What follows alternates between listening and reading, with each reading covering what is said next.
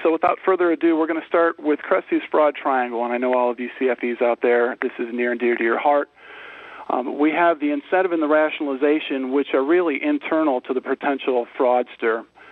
We're not going to look at those so much today as we're going to look at the opportunity, and this is where data analytics comes in. With data analytics, we can identify potential transactions that could be an indicator that there's some opportunity within the organization where fraud could be committed. So in understanding fraud, we've got the three main types of frauds. We've got fraudulent financial statements, which are the WorldComs and Enrons of the world, makes up about 8% of the frauds, according to the 2012 report to the nations. About $1 million median loss, and those are concealed liabilities, fictitious revenues, improper valuation.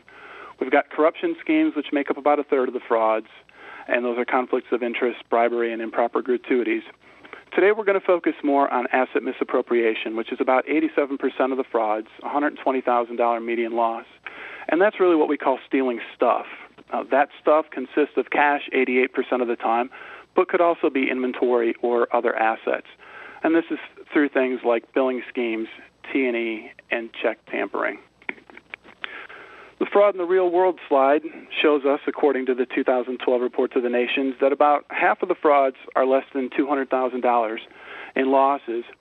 But at the top end of the scale, we've got about 20% of the frauds that are $1 million and up.